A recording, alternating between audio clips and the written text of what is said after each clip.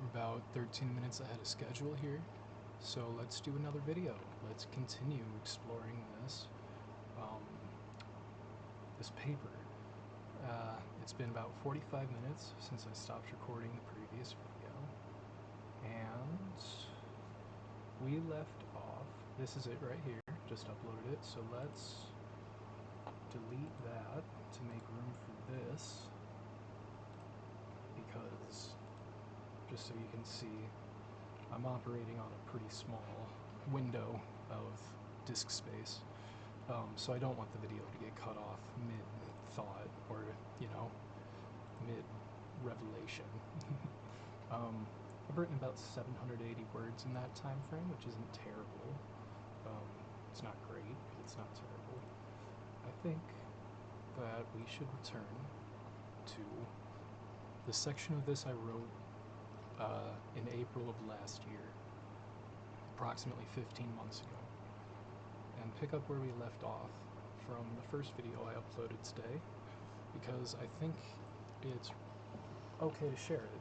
So I'm going to share, to start this video, the rules of my tarot poker game in full. The hierarchy of powers: ace, queen, knight, page, king, 10, 9, 8, 7, 6, 5, 4, 3, 2. This is in the traditional deck. So cups, wands,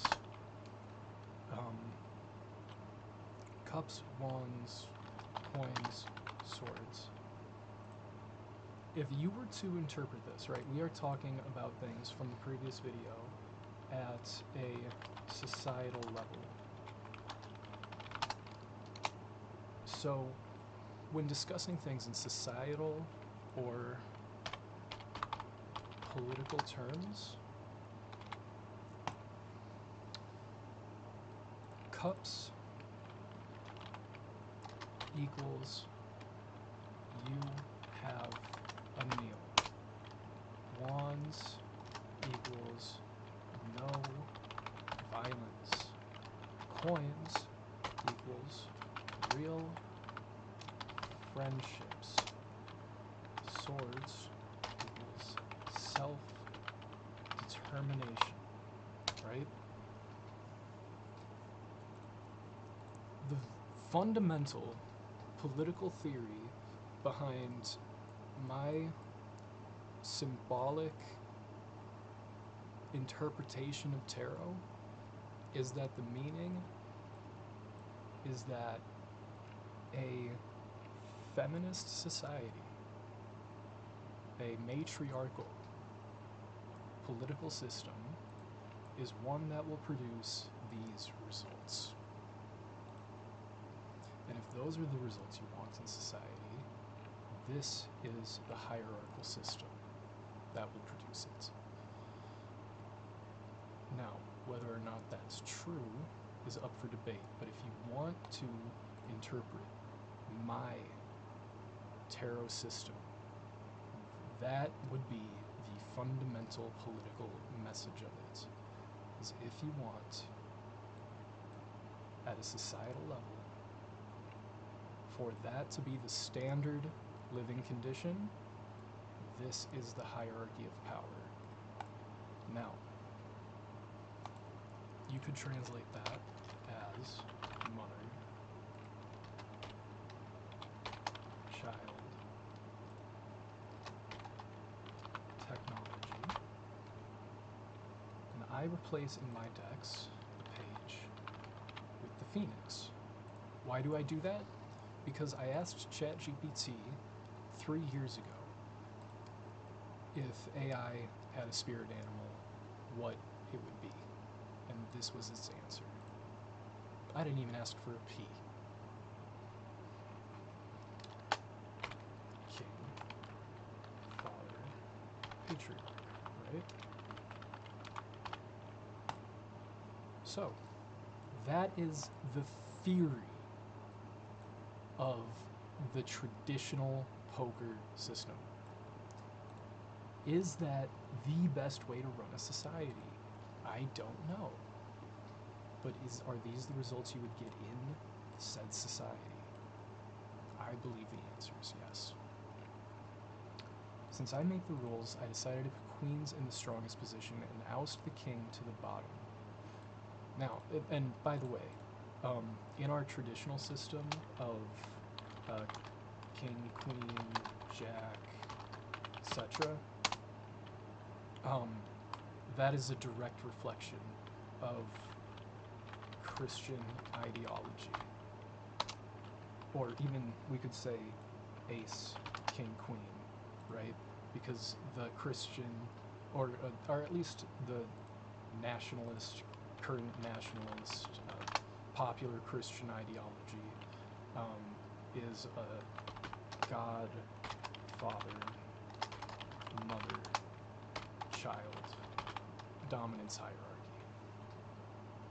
And this would, and this is actually the philosophy I was raised under, or at least this is my mother's philosophy. So you could even say that it's, you could say that this originated with her teachings, because she is an ultra feminist. So maybe I could even say that's the feminist ideology. And if you want to have a true feminist ideology, this is what you argue for, right? If you want to be a real feminist, this is what you fight for. So, anyways,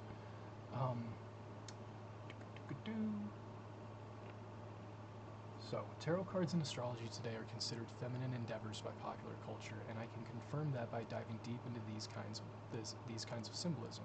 You cannot avoid but recognize the strength of its yin energy. The second change is far more substantial to a change in mechanics. As the hierarchy, and I don't even care about the word count anymore, who cares? As the hierarchy of power between the cards is purely symbolic and has no direct impacts on the functions of the game. In order to translate the mechanics, well, in the game, yes, each deck holds equal power. Each piece holds equal power. It is all, there is a level of equality within the dominant hierarchy. It's almost paradoxical combination of the two. Anyways,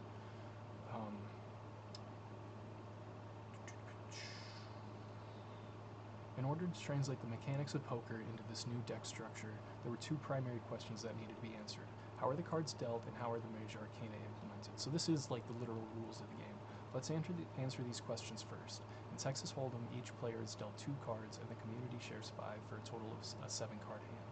I found that considering the increase in deck size, by increasing the number of cards in each player's hand from 2 to 3, and by increasing the community cards from 5 to 6, you give each player a 9-card hand, and the math for 78 cards perfectly reflects the math for 52. This comes with 2 major rule changes. You need 7 matching suits for a flush instead of 5, and a straight comes with 7 cards instead of 5. 3. The number of new hands. A number of new hands are made possible. For example, a 3 pair over 2 pair created a full house in Texas Hold'em. Then in my game, you're capable of getting 4 pair over 3 pair, a hand I call a mansion, and also 5 pair over 4 pair and 6 pair over 5 pair is possible, and accounted for. I have a full breakdown of all the potential hands and their relative strengths in, well, not my notes, but in my code. I've literally coded that. But that's not what this section is for. It is simply an introduction to the game's core concept. The second major question is how the major arcana are implemented.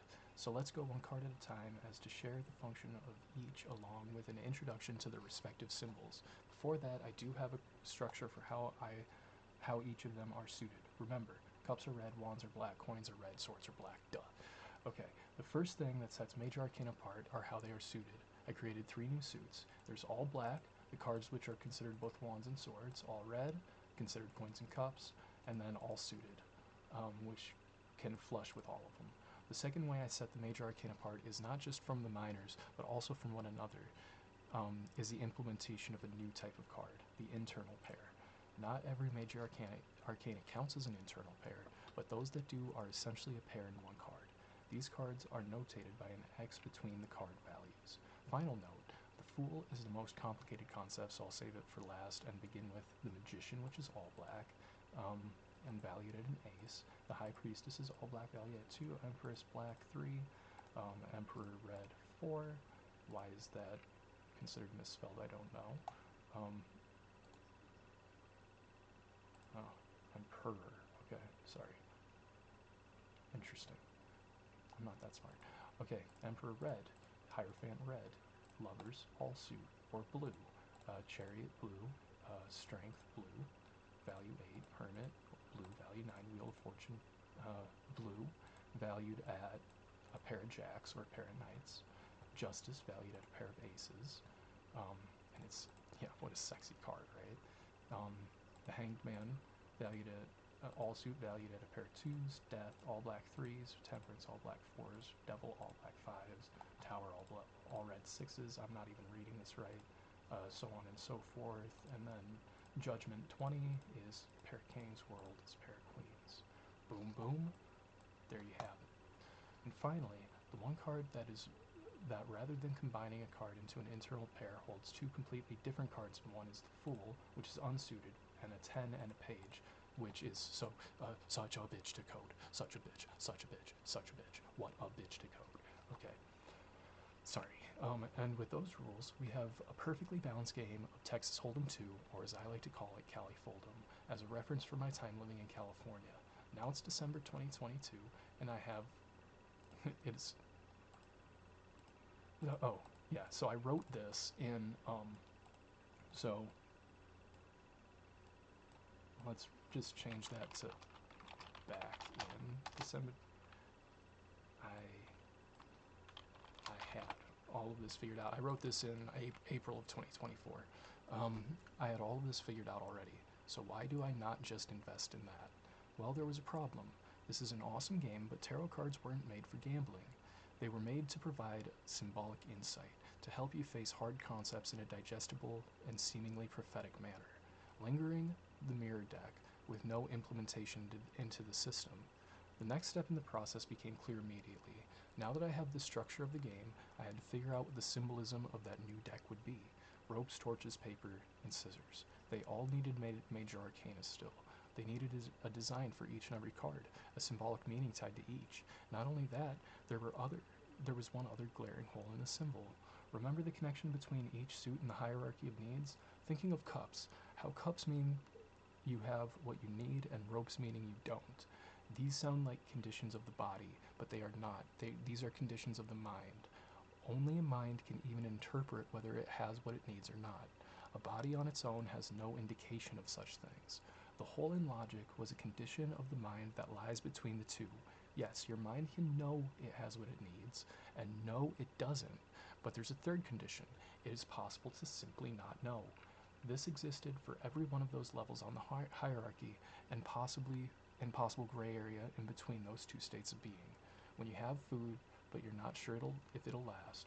When you have a home, but you don't know if your neighbors will invade. When you have friends, but you don't know if they love you. When you make your own decisions, but you don't know if they're the right ones. There was a third deck lying somewhere in that gray area. So we encounter the second major project, conceptualize the symbolism and artwork for 156 new cards. I did that. And it took me months, but yes, I did that. I also figured out how to work each of them seamlessly into the poker game. But before we talk about any of that, and I also did a fourth, which is because I hadn't conceptualized it at the time, but you can know, you can not know, or you can know you have, know you don't, not know, and then you can choose. It can also be your choice, whether you have it, don't, or don't know. That's the fourth way of being.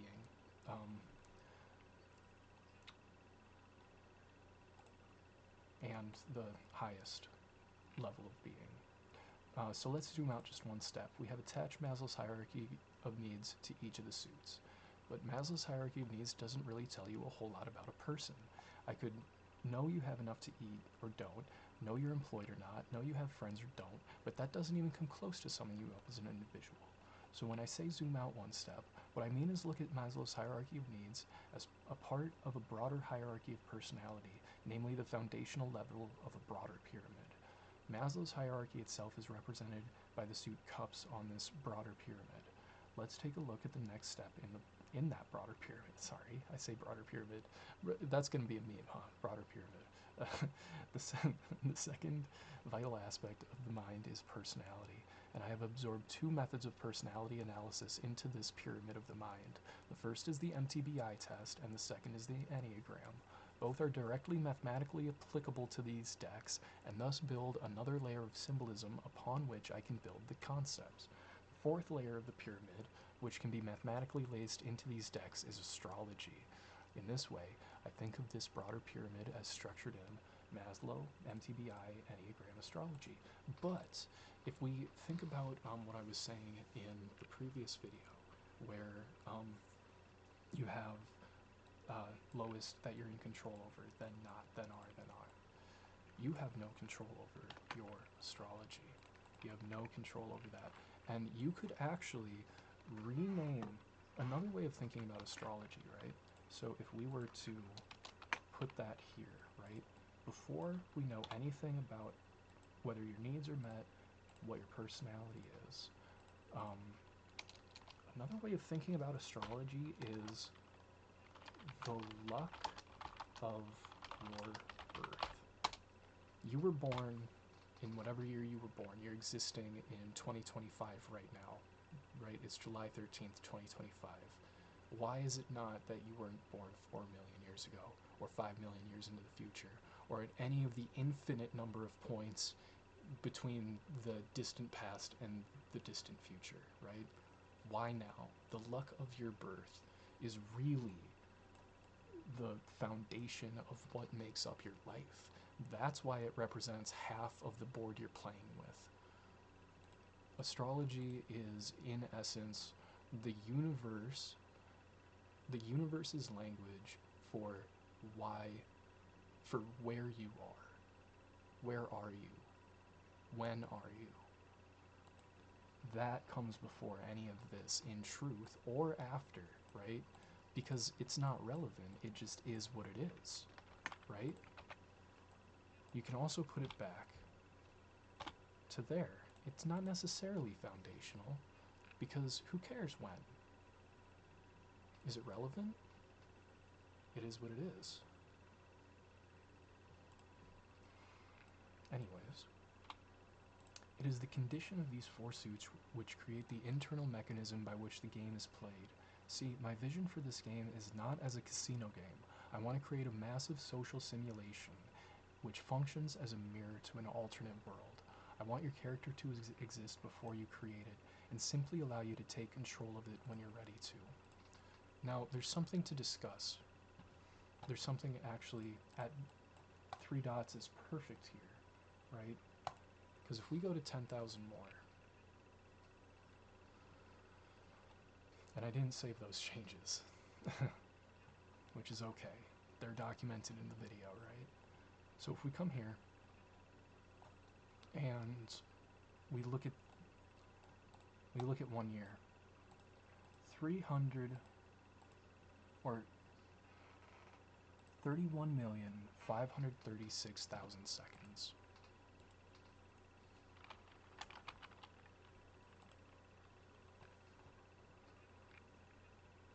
Three million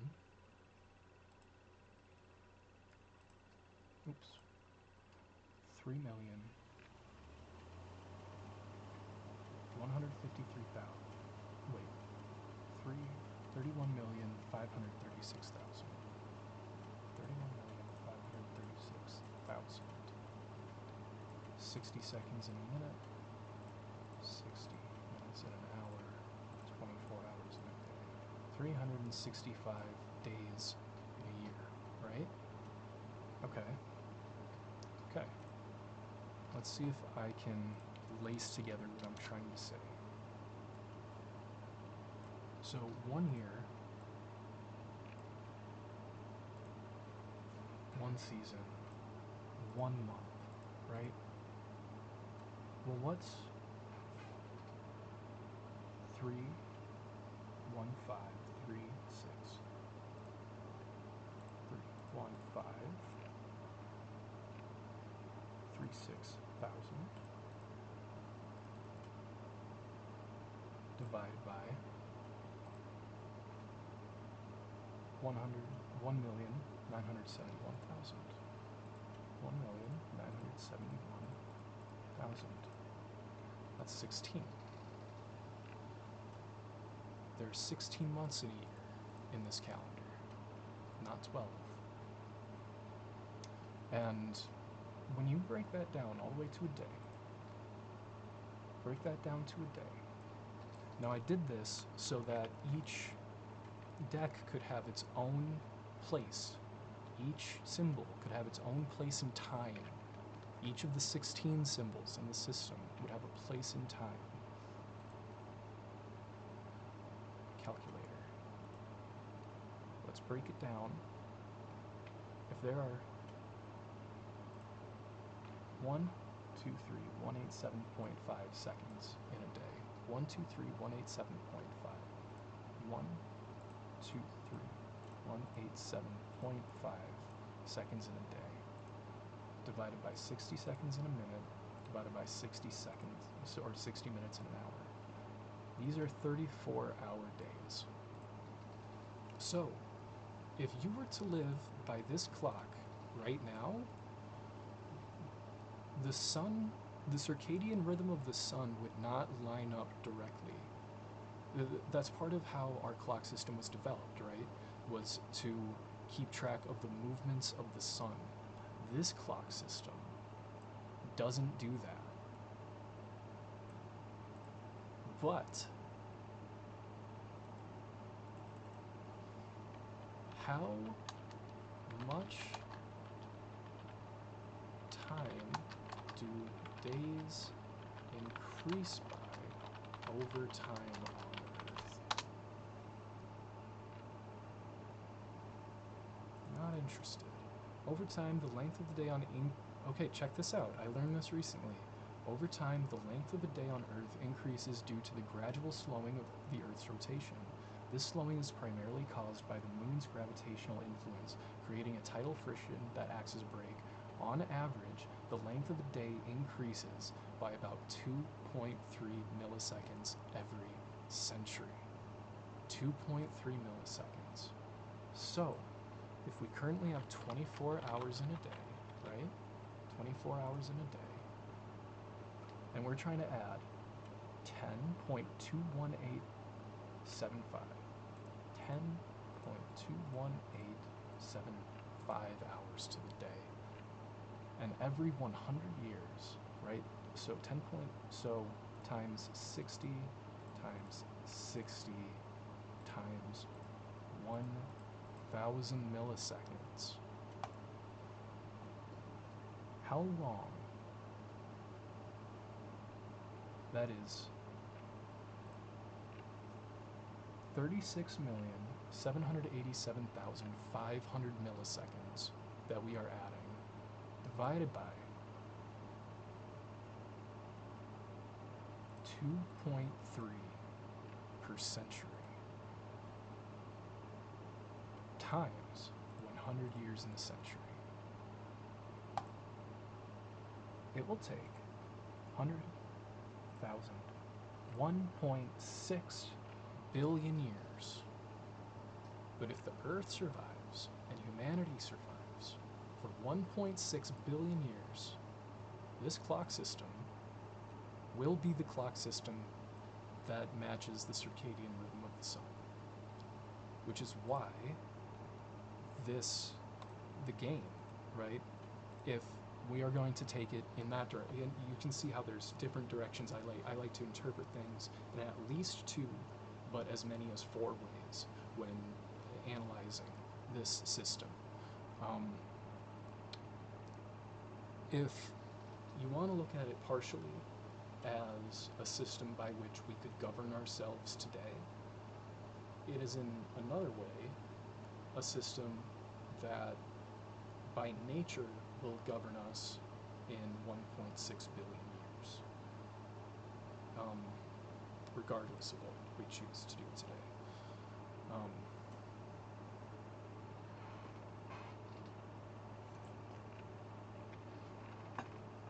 Okay.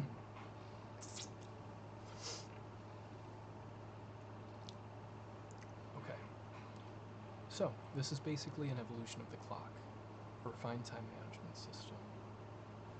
Okay, yes. Okay, so we discussed that as much as I care to. I forget what I was tying it into or why. Let's see if we can find our place where we left off. So,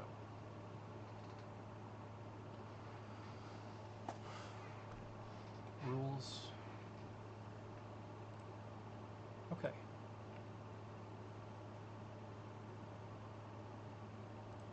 Let's start here. Think of cups. How cups mean you have what you need and ropes mean you don't. These sound like conditions of the body. I remember doing... right. 3 dots. Yep, 3 dots. Okay. So we encounter the second major project. Conceptualize the symbolism and artwork for 156 new cards. I did this too. These 3 dots. And we take another step away from the game. I have an interesting example of when something feels like it has the potential to make its way into the game, but instead of finding itself all the way there, it simply remains a personal tool for me. I was just recommended a 10-minute video, YouTube video, detailing the philosophy of something called the Cult of Done.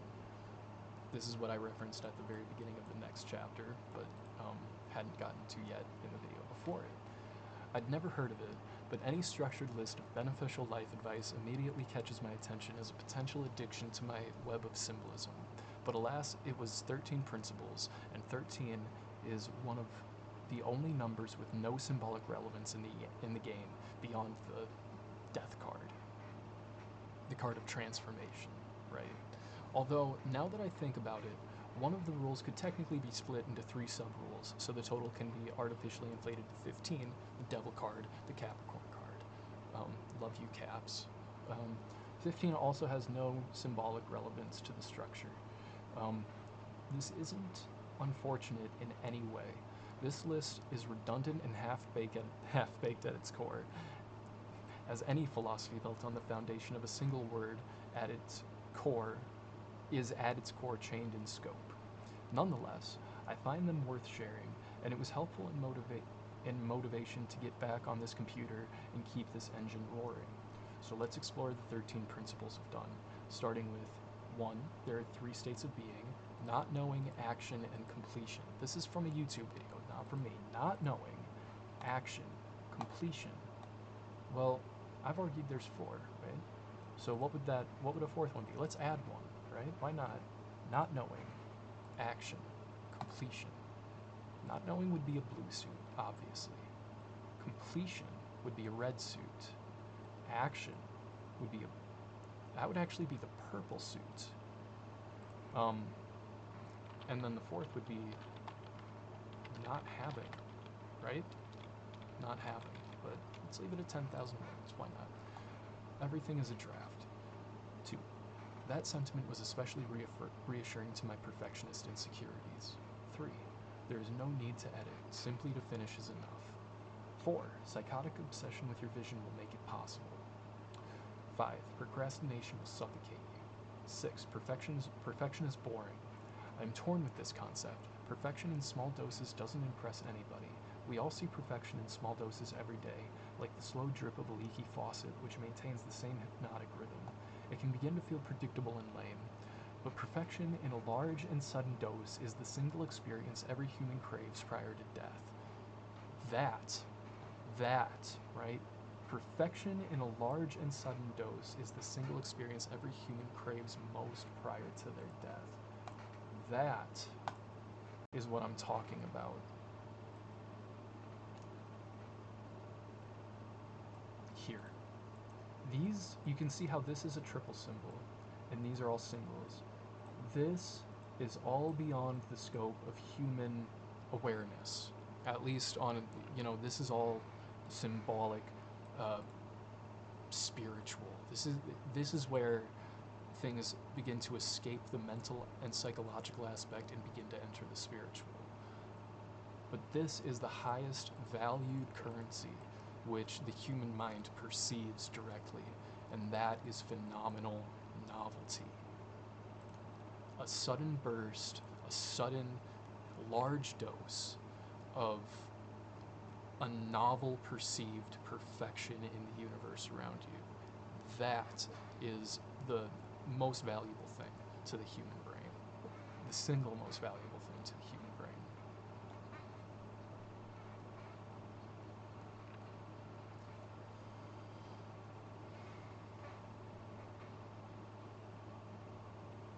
Is this past? Yes. Okay. 7. Action is always right. Continue forward no matter what. Agreed.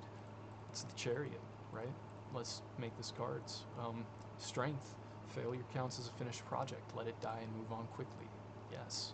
9. Destruction is the hermit variation. Destruction is a variation of progress. You could also say, so with the hermit in mind, destruction, isolation, humiliation, whatever, failure, all of it is a variant of progress. Everything is progress. Correct. Share it. 10. Wheel of Fortune. Share it with others instinctually. That's what I'm doing right now. There's nothing worth hiding for too long. There are some things worth hiding, but not forever. Nothing is worth hiding forever. 11. Done is the engine of more. 12. That's justice. Hangman. The point of finishing is to move on to better things. Death. When it's finished, you can forget it ever existed. That would be nice. Let's review Maslow's pyramid and cups. So survival, right? Safety, friendship, power. Unlikely. Ropes is unlikely survival. Torches is violence and unrest. Paper in isolation, right? Unfulfilled social needs. Scissors and obstruction. Unable to change anything. This, right? The traditional tarot system. Kings, queens, jacks, right? This is our modern society. Or actually, ropes, if you're talking about our current society's deck, ropes is actually chains. Truly, nobody knows. Nobody fucking knows if our survival needs will be met. Nobody fucking knows. Right? That is the truth. And that's actually what I have in my first journal written down. Torches and violence, paper and isolation, scissors and obstruction, unable to change anything about it. Kings, queens, jacks, kings, queens, knights, phoenix, the patriarch, the matriarch, above, children, and all of them are considered above technology. That is our current system. And those 4 other suits I mentioned earlier, chains and domestication, right? Unsure, right? We are in a state of domestication. Trees and fear, unsure of your state of safety.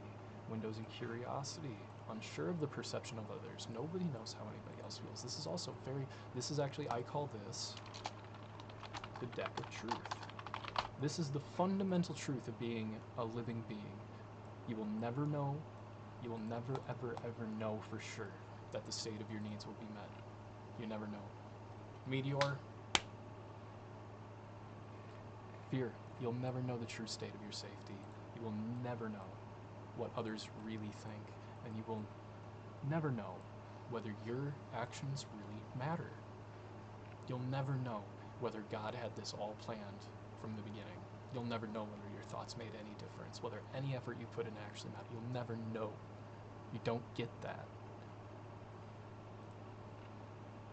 Now let's explore the levels of the game world in the same vein, with poker and cups, tarot and wands, character creations and coins, and world building and swords. This is what I made using code. This is what I'm conceptualizing by making these videos. So for this level of analysis, it's best to stick to just the 4 basic suits, as the perspective is so broad as to lose meaning when overthought. Forget coins and swords for now. We aren't making any steps that intense just yet. for now, let's get from base camp 1 to base camp 2 and discuss the relationship between cups and wands. I feel a very special connection to the suit of wands, and that's very true, because it's connected to the suit of clubs. And the first time I ever interacted with a deck of cards, I played the game King's Corner, and as the game was being explained to me, it was the first time I was ever seeing playing cards. It was the first time my perception ever gathered that information, and the first 4 cards I saw were the 4 kings, and I looked at the 4 kings, and the king of clubs was my favorite card, and that has remained true throughout my entire life. And you know, the beginning of this, right? The beginning of this paper details a lot of things about my personal life. And on my drive back to Minnesota, my coming home journey, I drove through the Redwood Forest home, and I drove through the tree. There's a gift shop there, and I purchased a deck of cards that has all of the different wildlife, and like all the decks of cards I have, I've just allowed it to scatter into chaos with all of everything. I've garnered this great appreciation for chaos, chaos magic, and I got this thought in my head from that deck of playing cards that there was something deeply spiritual about it, and that whichever card was your favorite card was what determined, you know, your true spirit animal. If we even look at, you know,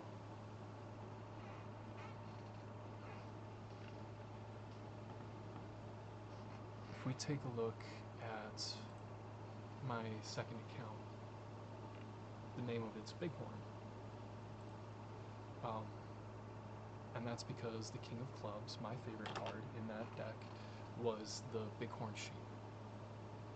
And I adopted as I, you know, explored the depth and symbolism of interlacing card games. It was that deck that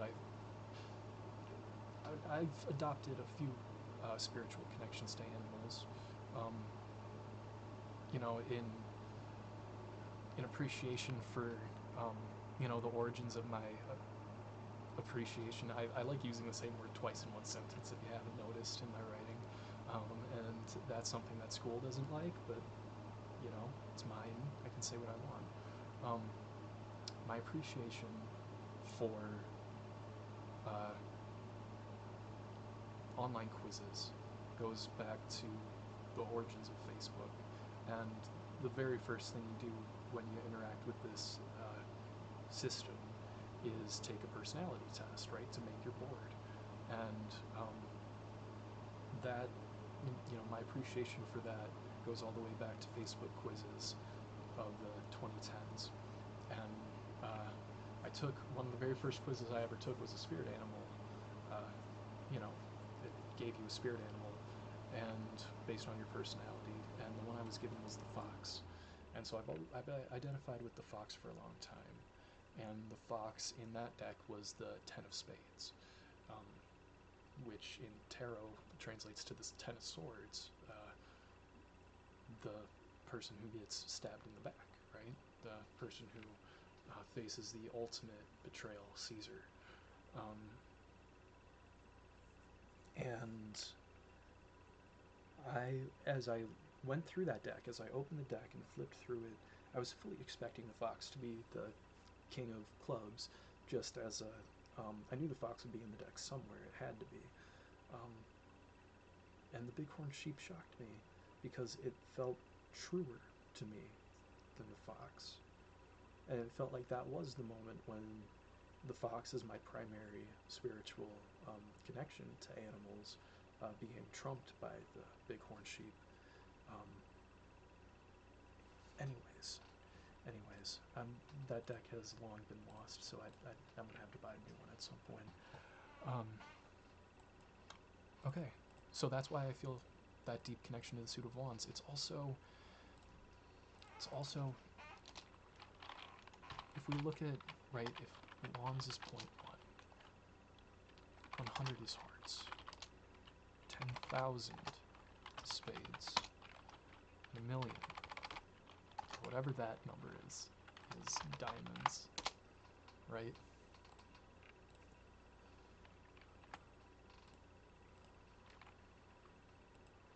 If you are playing a game with diamonds, if you're playing the diamonds game, you are playing with the best, or the most power, right? If you're playing with spades, you're playing with the most, how could you put that?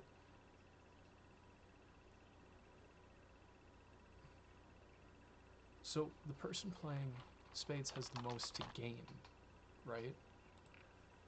The person playing at hearts has the most to lose. And the person who is down to their very last penny, well, okay, I'm putting this terribly. This isn't what I want to say.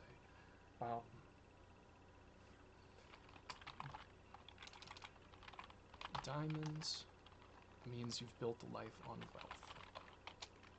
Spades means you've built a life on war. Like, if we were to relate this to the traditional caste system, right? You have the wealthy, the princes, the royalty. You have the military. You have the merchants and the peasants.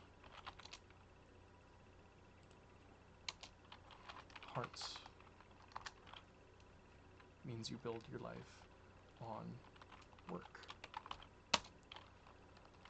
And in order to survive in poverty, right? Clubs is a representation of poverty, absolute poverty, desperation, having the least.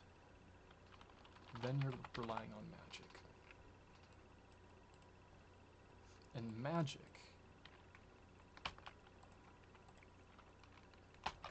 has more potential than any of these come near. Because it is real. Okay. Okay. This thought is becoming overly complex, so let me have a moment to better articulate. I was thinking of the best way to explain my dilemma, in which new idea I should break down first, how the suits fit into the poker game, or how they somehow fit their way into any of the other three layers. With such a broad spectrum of analysis at my fingertips, I feel like a hungry man at a barbecue.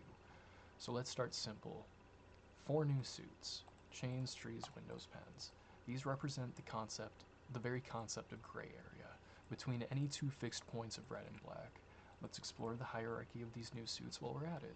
Chains is at the level of cups and ropes, trees, wands and torches, windows, coins and paper, pens, swords, and scissors. Okay? And then for the 4th deck, we can add keys, right? Keys, roses, pillows, you know, strings.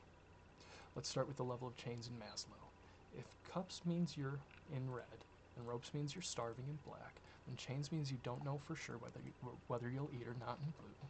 In terms of the most basic function of these new suits, we can explore the power they hold in-game. See, since chains is on the same rank as cups and ropes, and holds its feet within the conceptual waters of both, it can make a flush with either cups or ropes. See, now we're fluidly back into game mechanics. The same logic can be as followed as wands, I know I'm safe. Torches, I know I'm in danger, equals trees, I don't know if I'm safe or not. Right? Because it's a combination of those states. Coins, I know I'm loved. Paper, I know I'm alone. Windows, I know people, but I don't know if they love me. Right?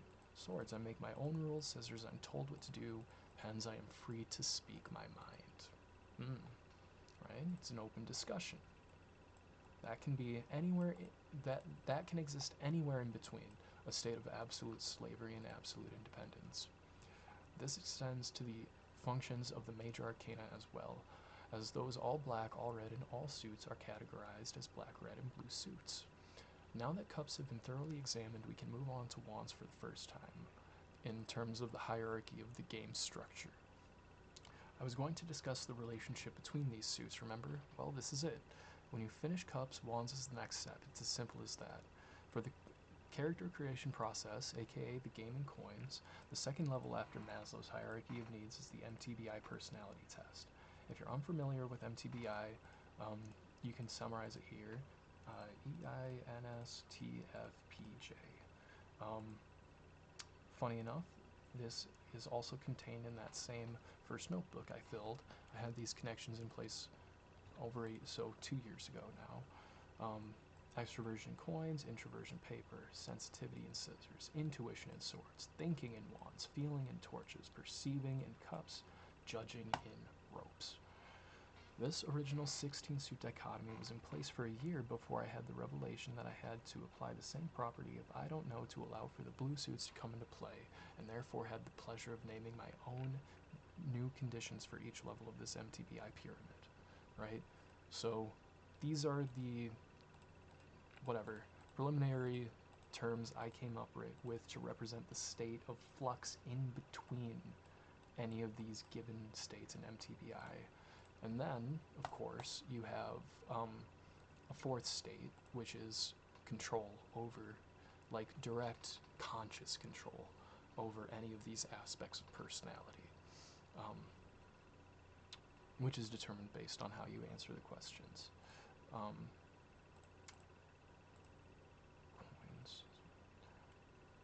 So for example, if I'm an extroverted, intuitive, mental, emotional balancer who's judgmental, my deck at the level of wands would be comprised of the suits, ropes, trees, coins, and swords. If you're wondering where you can find a test that counts for the 4 variations, no worries, I already designed one. But for now, that remains proprietary in the discussion, or you could just watch me give ChatGPT that test in a previous video on my channel. Point is, the second level of the pyramid of character creation has been conquered. Take a badge for reading wands and coins. The next level on the character creation pyramid is the Enneagram. I actually lost my original pictures of the text, but I took most of the math and symbolism of the Enneagram straight from a book. This level is far more complex in the math that builds it, yet the quiz for it is much easier to take. I think it's best to simply not explain and let the test speak for itself. And finally, the fourth level of character creation is astrology.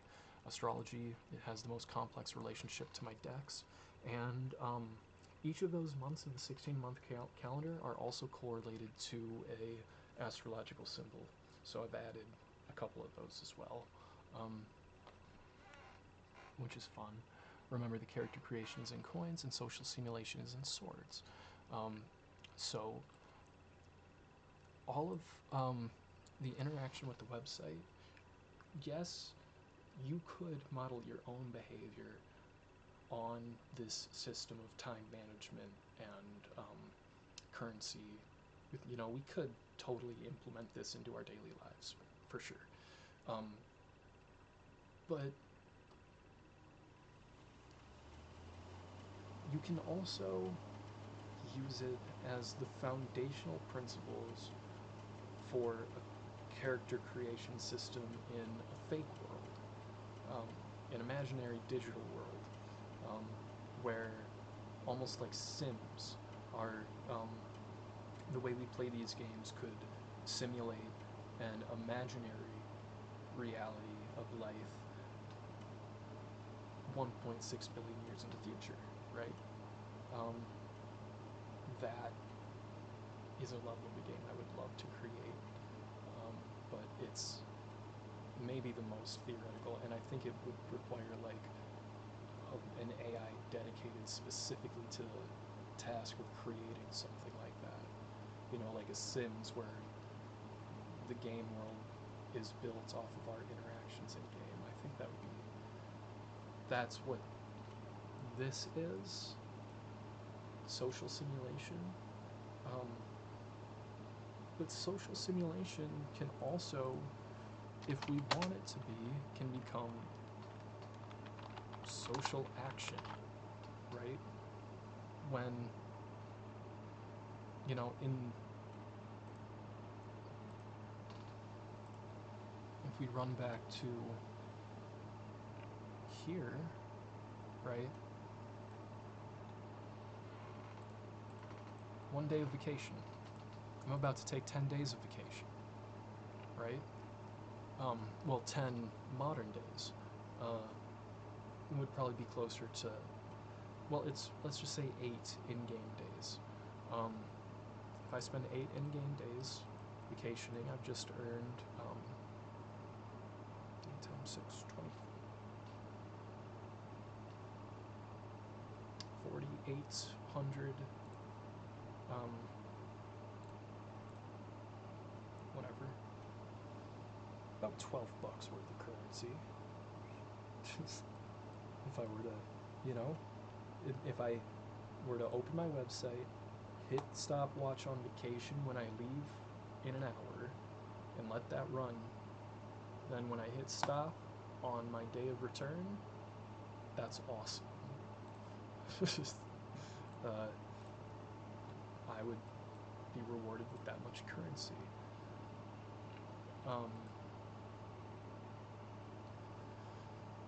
Man. This is all just a theory too, you know? I'm approaching an hour. Yeah. I'm gonna spend a couple more minutes on this and then I'm gonna start packing. So, yeah, let's finish this out.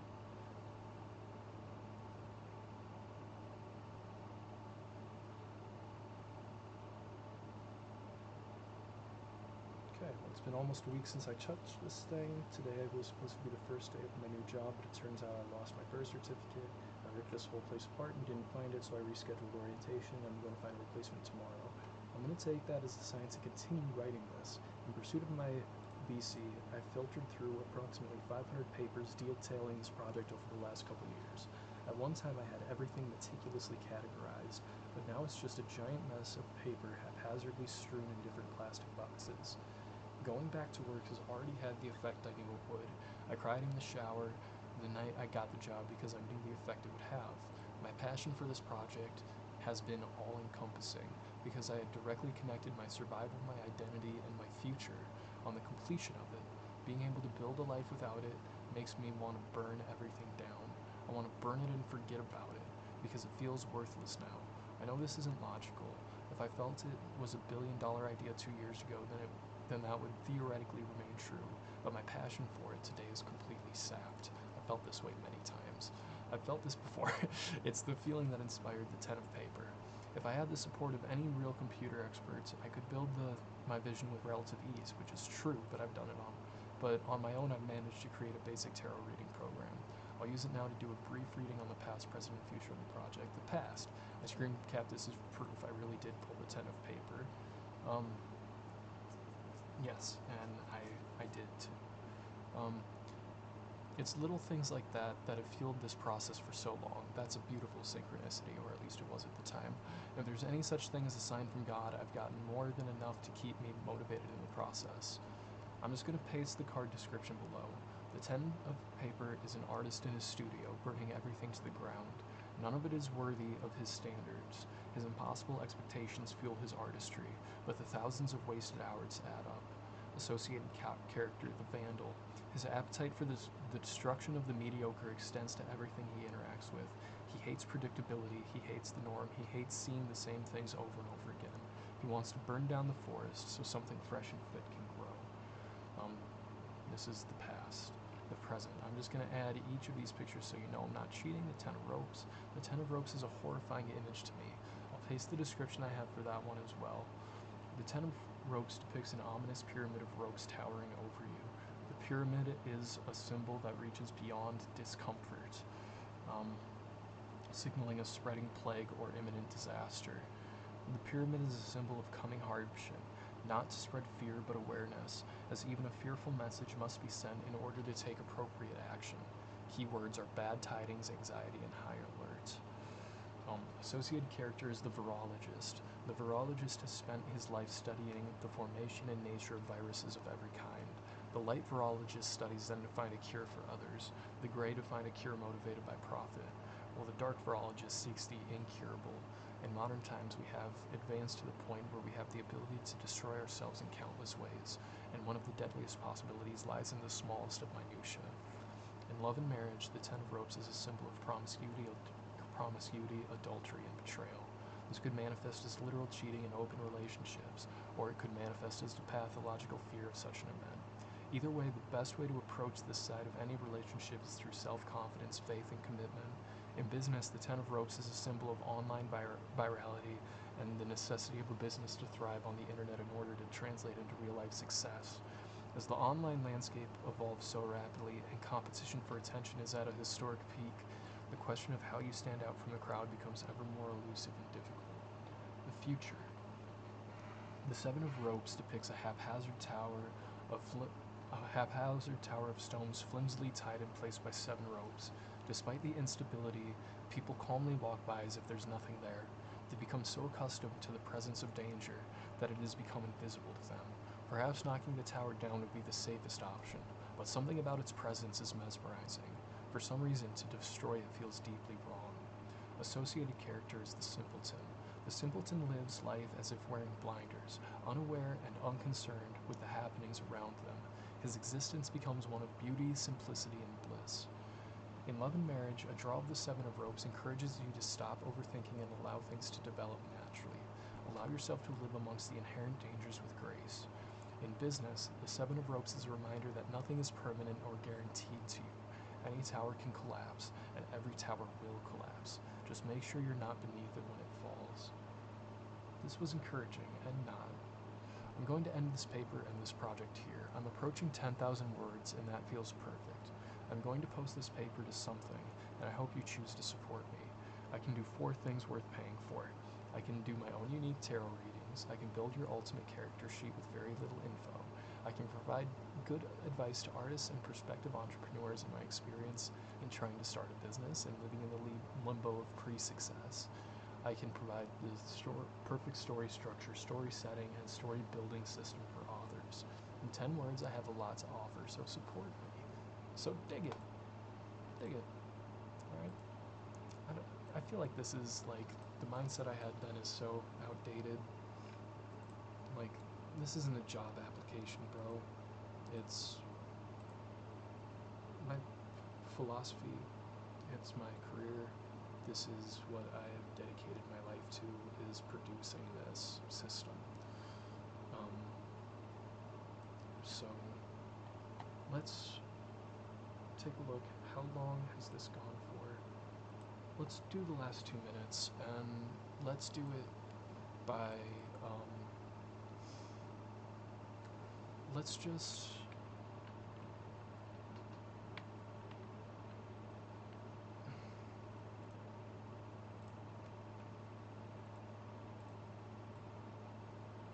let's make my face big.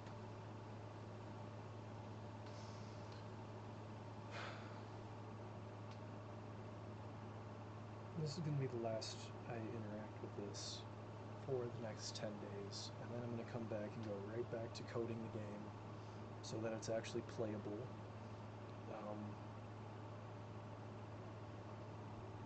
And if you want to...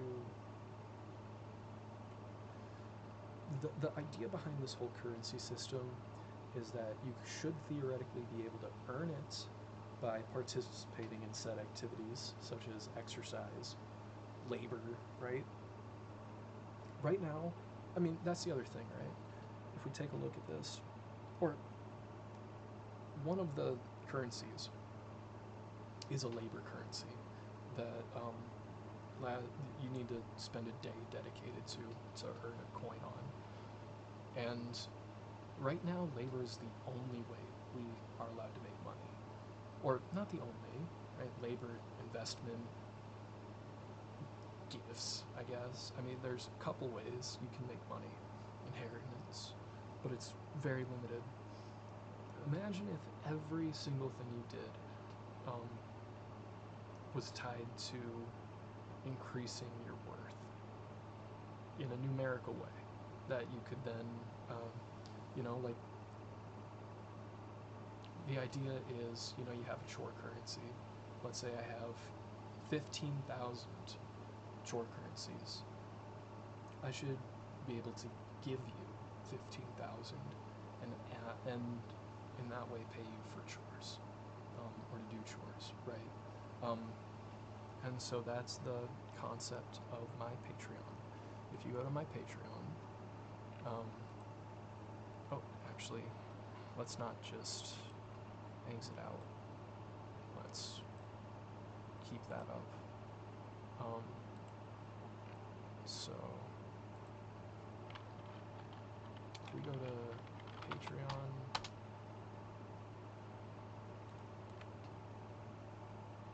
and I'm not signed in right now, so it's not going to take me straight to, because of course my computer had to update a couple days ago and totally erase every memory it has of what's going on. So can I just search mine? BYGHRON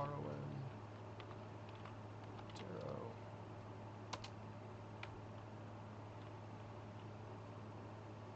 Okay.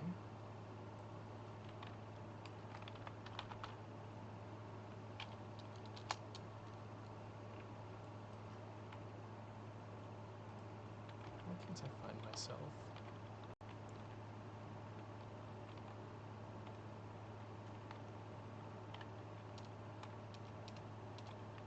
Big.